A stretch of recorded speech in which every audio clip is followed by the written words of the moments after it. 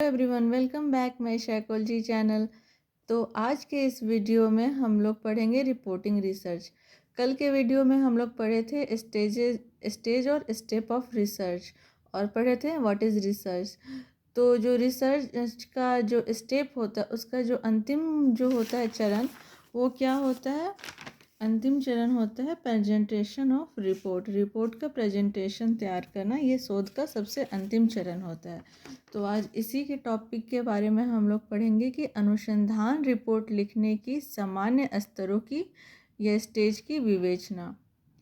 कोई भी शोध कार्य तब तक पूरा नहीं होता जब तक कि उसका शोध प्रतिवेदन तैयार नहीं किया जाए। कोई भी शोध कार्य तब तक पूरा ही नहीं होगा जब तक कि हम लोग उसका रिसर्च रिपोर्ट तैयार नहीं करेंगे। तो दूसरे शब्दों में रिपोर्टिंग रिसर्च शोध कार्य का सबसे अंतिम चरण है, जैसा कि हम लोग कल भी पढ़े थे।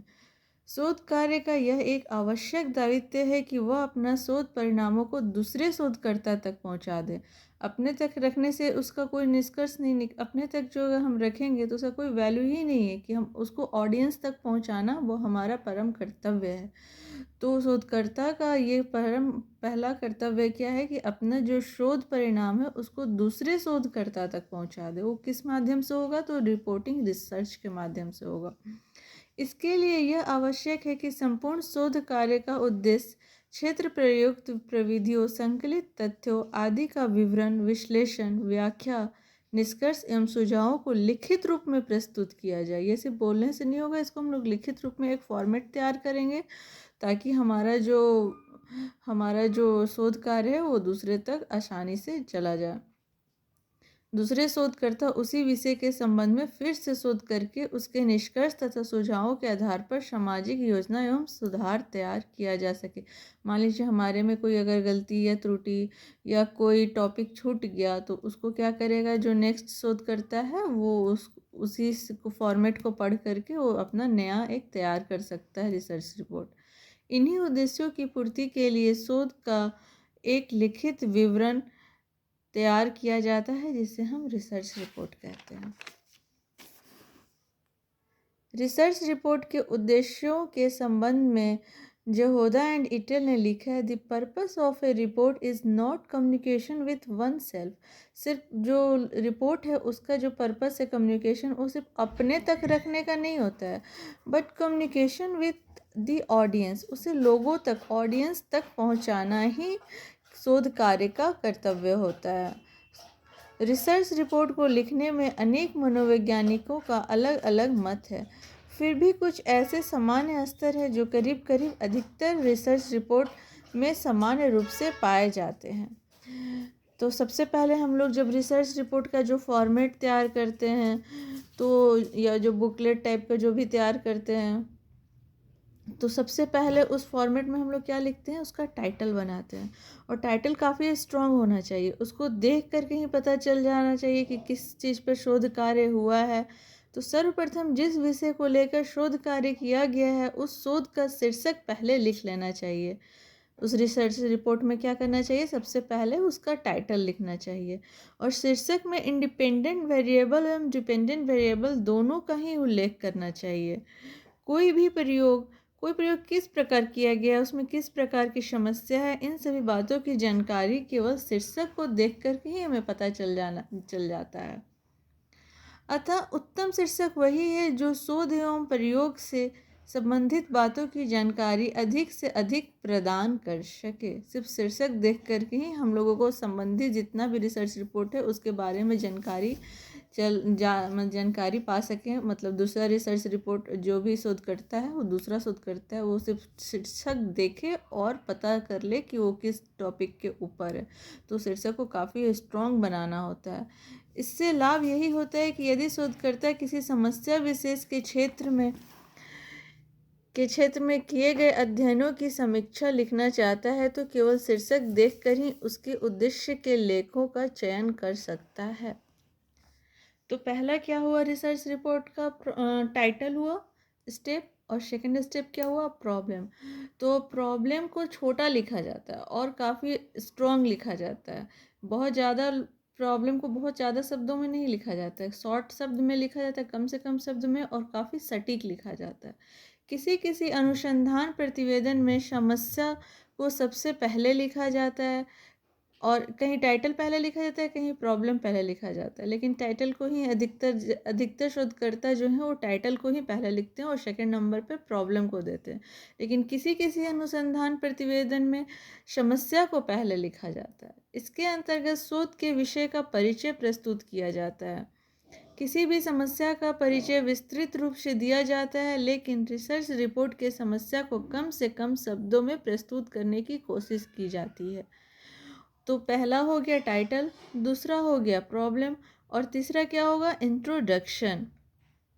इंट्रोडक्शन के अंतर्गत शोध समस्या से संबंधित करीब करीब सभी बातों की चर्चा की जाती है। इसके अंतर्गत समस्या को खूब अच्छी तरह से ऑडियंस इंट्रोड्यूस किया जाता है, समस्या के नेचर की भी व्याख्या की जाती है ताकि हम ऑडियंस अच्छा से समझे और इंट्रोड्यूस मतलब इसका जो इंट्रोडक्शन वो देख करके जो ऑडियंस है वो एक बार में समझ जाए। इसमें समस्या संबंधित शोध या सर्वेक्षण के विचार का उद्देश्य, योजना, महत्व तथा संगठन आदि बातों पर संक्षिप्त प्रकाश डाला जाता है। बहुत से अध्ययन या शोध पहले किए गए हैं, उनका संबंध इसमें बताया जाता है। इसी भाग में सैद्धांतिक पृष्ठभूमि का भी उल्लेख किया जाता है और यह बताया जाता है कि हाइपोथेसिस का विकास किस प्रकार हुआ। और इसका नेक्स्ट स्टेप जो फोर्थ स्टेप है वो क्या है, मेथडोलॉजी। तो सर्वेक्षण मेथडोलॉजी में भी बहुत सारे उसके प्रकार होते हैं, बहुत सारे उसके अंतर्गत बहुत सारे आते हैं। पहला आता है मेथड ऑफ स्टडी। सर्वेक्षण या शोध के सभी निष्कर्ष वास्तविकता पर आधारित होते हैं। इन तथ्यों एवं सूचनाओं को उपयुक्त विधियों द्वारा एकत्र किया जाता है। रिसर्च रिपोर्ट में इस बात का भी उल्लेख किया जाता है कि अध्ययन विषयों से संबंधित वास्तविक तथ्यों तथा सूचनाओं को किन विधियों की सहायता से एकत्रित किया गया। तो मेथड ऑफ स्टडी में उसका जो मेथड को भी अंकित करना पड़ता है कि कौन कौन सा मेथड हम लगाए थे अपने ये रिसर्च को करने में। तो ये आता है मेथडोलॉजी में। और फिर दूसरा आएगा सैंपल, कि हम कौन कौन सा सैंपल का चुनाव किए हैं ये अपने रिसर्च रिपोर्ट के तैयार करने में। तो इसके भी बारे में हम लोग उसमें उसको अंकित करते हैं। शोधकर्ता अपनी रिपोर्ट में उस विधि का भी चर्चा करता है जिसके द्वारा प्रतिदर्श का चुनाव अध्ययन के लिए किया गया है, कि मतलब इस अध्ययन में जो हम रिसर्च कर रहे हैं उसमें हम किस सैंपल का यूज़ किए हैं, तो उसको भी हम लोग को मेंशन करना होता है अपने रिसर्च रिपोर्ट में। सैंपल के चुनाव में किसी विशेष विधि को ही क्यों अपनाया गया है। सैंपल बहुत तरह का होता है, तो लेकिन हम अगर अपने शोध कार्य में जिस मेथड का उपयोग, जो सैम्पलिंग का यूज़ किए हैं उसको क्यों किए हैं, इसका भी हमें चर्चा करना पड़ता है उस रिपोर्ट में। इस संदर्भ में यह लिख दिया जाता है कि सैंपल के लिए जितनी संख्या का चुनाव किया जाता है वह पूरे जनसंख्या को रिप्रेजेंट करने में सक्षम है या नहीं। तो सैम्पलिंग अगर थोड़ा सा सैम्पलिंग के लिए जितना भी हम जनसंख्या को रिप्रेजेंट कर रहे हैं, सैंपल में तो हम थोड़ा ही सा जनसंख्या का चुनाव करेंगे, तो लेकिन वो उसमें मेंशन किया जाता है कि वो आपका पूरे जनसंख्या को रिप्रेजेंट करने में आप जो सैंपल लिए हैं वो सक्षम है या नहीं, उसको भी हम लोग अपने रिसर्च रिपोर्ट में लिख लेते हैं मेथडोलॉजी के अंतर्गत। यदि शोध कार्य में प्रतिदर्श के चुनाव का सहारा नहीं लिया जाता है और अध्ययन में सेंसस मेथड का सहारा लिया जाता है, तो इस बात की भी वहाँ चर्चा करनी पड़ती है कि हम इसमें सैम्पलिंग का नहीं यूज़ किए हैं, इसमें हम सेंसस मेथड का यूज़ किए हैं। हाइपोथेसिस, तो मेथडोलॉजी में ये एक हाइपोथेसिस का भी हम लोग देखते हैं, लिखते मेंशन करते हैं। शोधकर्ता अपने शोध कार्य प्रारंभ करने से पहले ही अपने शोध कार्य के परिणाम का अनुमान बना लेता है। शोधकर्ता को अपनी इस अनुमान या हाइपोथेसिस की भी चर्चा अपनी रिपोर्ट में करनी पड़ती है तथा साथ ही उसके विषय से संबंधित दूसरे अध्ययन उसके हाइपोथेसिस को सपोर्ट करते हैं, तो उसकी भी चर्चा उसमें शोधकर्ता करता है। इसमें एक नेक्स्ट स्टेप है प्रोसीड्योर, और ये सारा भी मेथडोलॉजी के अंतर्गत आ रहा है। मेथडोलॉजी के अंतर्गत क्या क्या आया, सबसे पहले मेथड ऑफ स्टडी, दूसरा आया सैम्पलिंग, तीसरा आया हाइपोथेसिस, चौथा आएगा प्रोसीड्योर, तो इतना सारा जो है ये मेथडोलॉजी के ही अंदर आता है। तो अभी हम लोग प्रोसीड्योर देखते क्या है। शोध को किस ढंग से व्यवस्थित एवं संगठित किया गया है, इस बात का विवरण भी रिसर्च रिपोर्ट में दिया जाता है। शोध कार्य के लिए प्रश्नों का संकलन किस विधि द्वारा किया गया है, जैसे प्रश्नावली विधि द्वारा किया गया है या साक्षात्कार विधि द्वारा किया गया है, निरीक्षण विधि के द्वारा किया गया, किस विधि के द्वारा किया गया है। तो सारी विधि, जो भी विधि को हम लोग चुनाव करते हैं वो इस प्रोसीड्योर में हम लोग अंकित करते हैं, उस मतलब इस रिसर्च रिपोर्ट में हम लोग अंकित करते हैं प्रोसीड्योर के माध्यम से। और पांचवा आ रहा है एनालिसिस ऑफ डाटा। तो एक बार हम लोग फिर से और देखेंगे कि रिसर्च रिपोर्ट को तैयार करने में सबसे फर्स्ट टॉपिक क्या आएगा, फर्स्ट स्टेप क्या आएगा, टाइटल। दूसरा आएगा प्रॉब्लम। थर्ड आएगा इंट्रोडक्शन। फोर्थ आएगा मेथडोलॉजी। और मेथडोलॉजी के अंदर क्या क्या आएगा, तो मेथडोलॉजी के अंदर सबसे पहले हम लोग मेथड्स को मेंशन करेंगे कि कौन कौन से मेथड्स को हम लोग अपने रिसर्च रिपोर्ट में अंकित किए हैं। तो हम लोग पहला मेथड ऑफ स्टडी को देखेंगे। दूसरा सैंपल, इसमें कौन कौन सा सैंपल यूज़ किए हैं, अगर सैंपल मेथड कोई सैम्पलिंग यूज़ किए हैं तो उसका जिक्र करेंगे। अगर हम लोग सेंसस मेथड का यूज़ किए तो हम लोग उसमें सेंसस का जिक्र करेंगे। जो मेथड का यूज़ किए हैं उसको हम लोग ये सैंपल के अंदर लिखेंगे। तीसरा हाइपोथेसिस।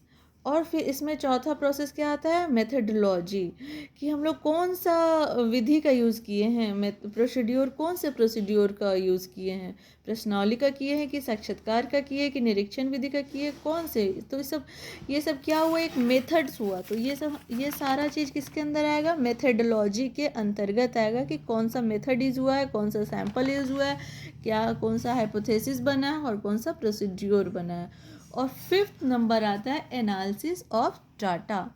एनालिसिस ऑफ डाटा का शोध पत्र में बड़ा ही महत्वपूर्ण स्थान है प्राप्त है।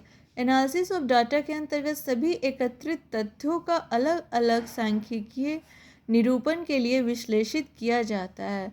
तब प्राप्त सूचनाओं, तथ्यों तथा आंकड़ों को व्यवस्थित करके आकर्षक एवं सार्थक रूप दे करके चार्टों को रेखाचित्र एवं सारणी आदि के माध्यम से प्रकट किया जाता है। एनालिसिस ऑफ डाटा कितने नंबर का स्टेप है, तो फिफ्थ नंबर पे आता है। और इसको बनाने के लिए हम लोग क्या क्या करते हैं, अलग अलग सांख्यिकीय निरूपण का स्टैटिस्टिक्स लगाते हैं। तो उसके लिए हम लोग जो भी चार्ट, रेखा चित्र जो भी हम लोग करते हैं उसको कलरफुल अंदाज में, जो भी हम लोग टेबल्स का यूज़ करते हैं उसको भी हम लोग रिसर्च रिपोर्ट में ऐड करते हैं। कौन से स्टेप में, तो एनालिसिस ऑफ डाटा के स्टेप में। और ये स्टेप कौन सा है, फिफ्थ स्टेप। फिर सिक्स्थ स्टेप क्या आता है, interpretation and discussion. Research report के इस भाग के अंतर्गत प्राप्त निष्कर्षों की व्याख्या एवं विवेचना की जाती है। रिसर्च के निष्कर्षों को सदैव तथ्ययुक्त रूप में तार्किक ढंग से प्रस्तुत भी किया जाता है कि उन निष्कर्षों अथवा परिणामों का आधार क्या है। इसके अंतर्गत इस बात की चर्चा की जाती है कि अनुसंधान के दौरान कौन कौन सी कठिनाइयाँ आई, यदि रिजल्ट हाइपोथेसिस के विरुद्ध है तो इसके लिए कौन उत्तरदायी है। इन सभी बातों का भी उल्लेख किया जाता है, कहाँ, इंटरप्रिटेशन ऑफ डिस्कशन में, कि हम ये हाइपोथेसिस बनाए थे इस रिसर्च रिपोर्ट में लेकिन वो हाइपोथेसिस तो प्रूफ ही नहीं हुआ, उसको विरुद्ध में आंसर आ गया, मतलब ये हाइपोथेसिस सक्सेस नहीं हुआ। और फिर जो भी हम लोग इसमें परेशानी आई, क्या ये मेथड अपनाए थे, ये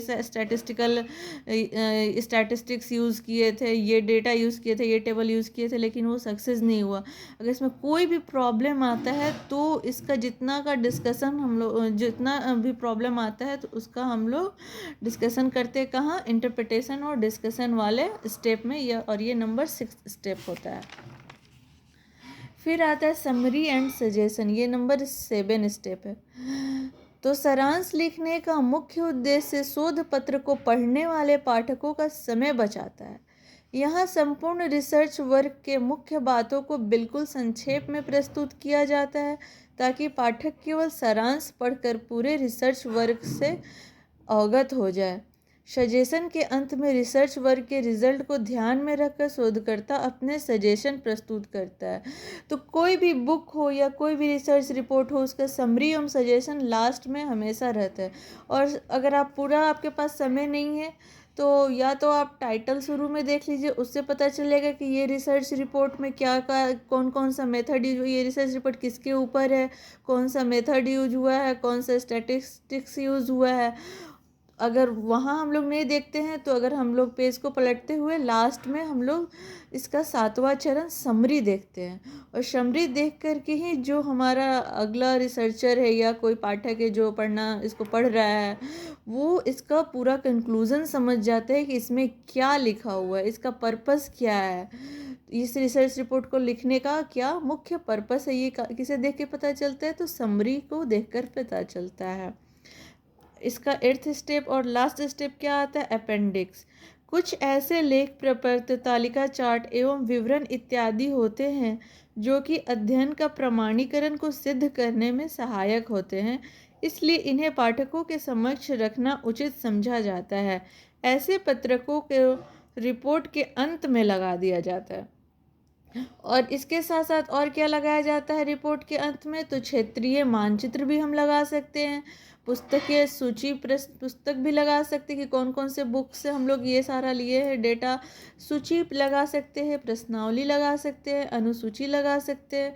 ये सबको कहाँ ऐड कर सकते हैं, तो अपेंडिक्स में ऐड कर सकते हैं।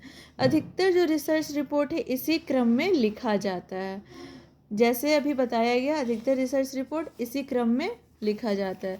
तो एक बार हम लोग फिर से इसको शॉर्ट में देखेंगे, ये जो रिपोर्टिंग रिसर्च है वो क्या है।